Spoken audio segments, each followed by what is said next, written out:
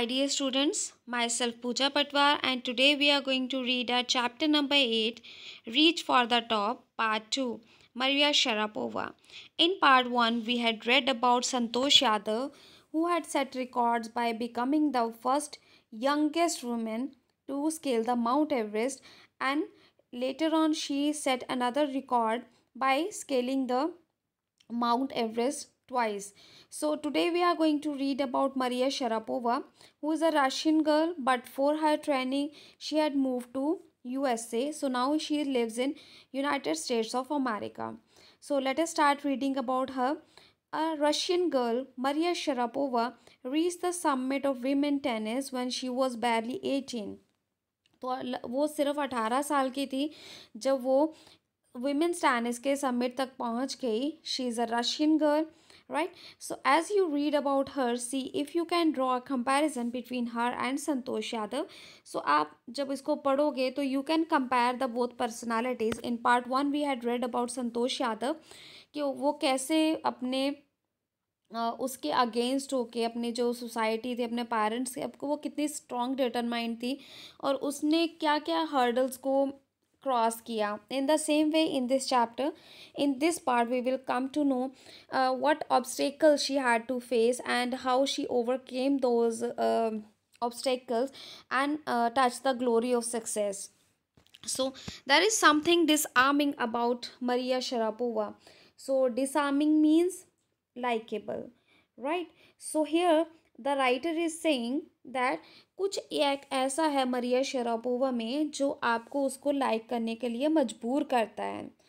Something at odds with her ready smile and glamorous attire. So at odds with means in conflict with. Okay, and attire means dress.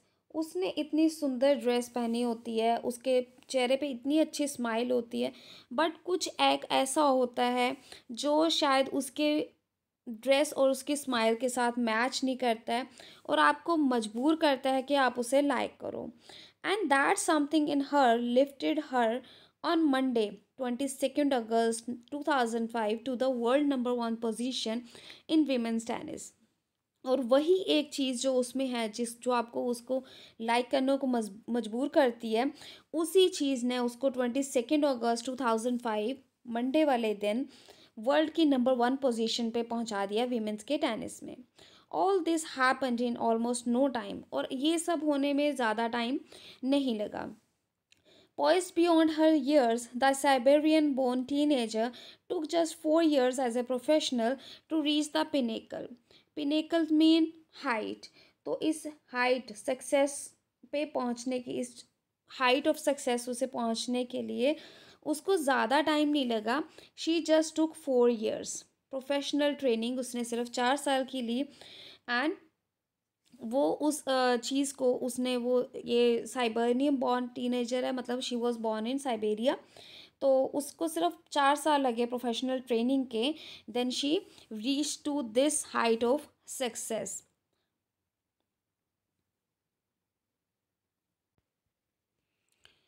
So she had taken only 4 years training, professional training, to reach this pinnacle height of success.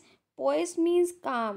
तो she is very calm, बहुत ज़्यादा काम है, अपने शांत रहने वाली. उसने सिर्फ 4 साल की ट्रेनिंग ली and she reach this success.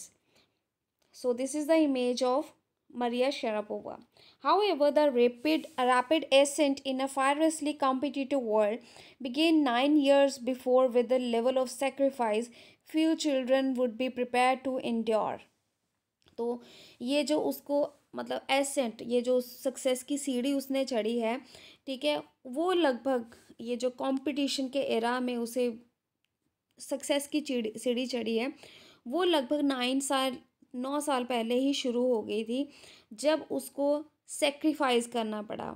ठीक है, और अगर किसी और बच्चे के अगर किसी बच्चे की लाइफ में ऐसे सेक्रीफाइस आए तो शायद बहुत कम बच्चे होंगे जो इस चीज़ को, सेक्रीफाइस को कर पाएंगे.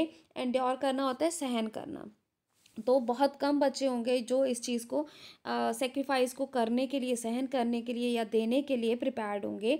Little Maria had not yet celebrated her 10th birthday when she was packed off to train in the United States. अभी वो 10 साल की भी नहीं हुई थी जब उसको यूनाइटेड स्टेट्स में जाना पड़ा. That trip to Florida with her father Yuri launched her on the path to success and stardom.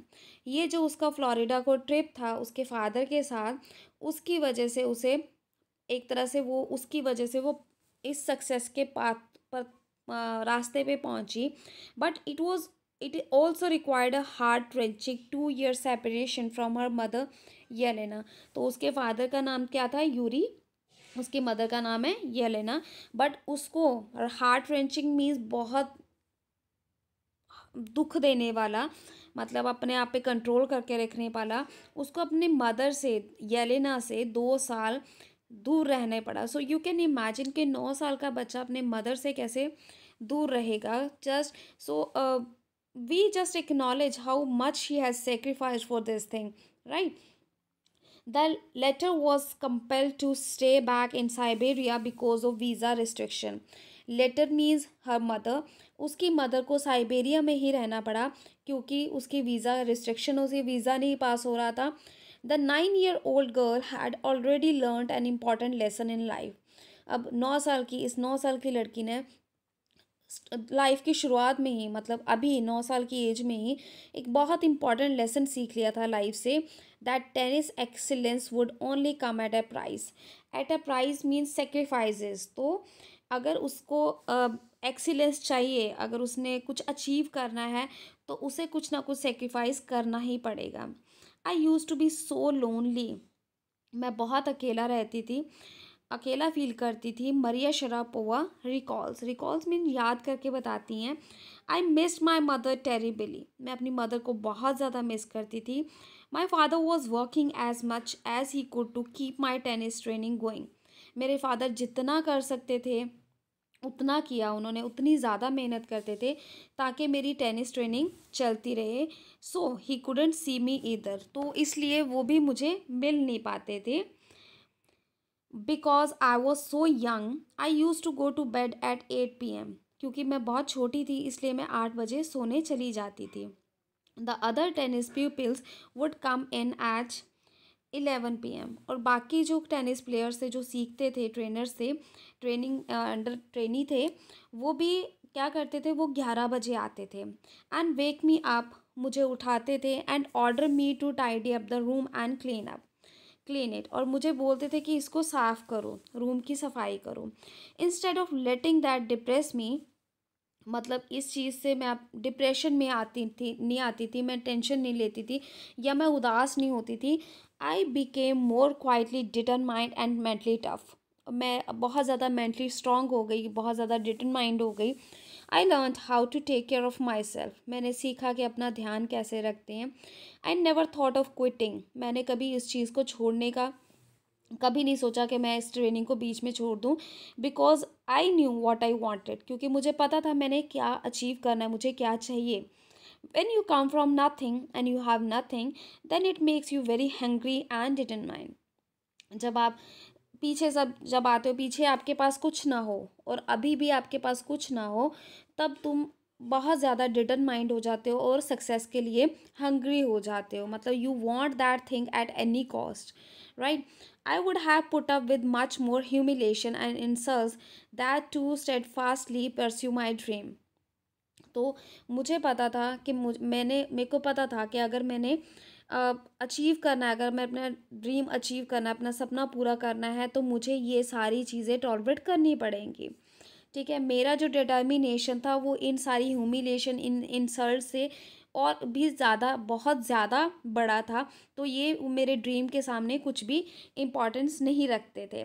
That toughness runs through Maria even today.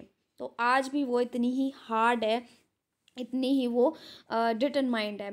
It was the key to her bagging the women singles crown at Wimbledon in 2004.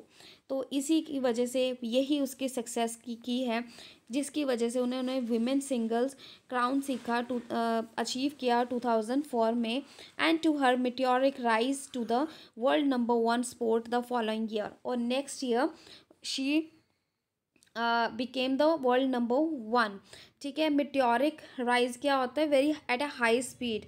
तो उनकी जो ये success की speed थी जिसकी वजह से she achieve that thing, that is the thing कि she was tough, she was strong determined, because of that only she could bag the women's single crown at Wimbledon 2004, और नेक्स्ट ईयर उन्होंने world number one पे position achieve कर ली।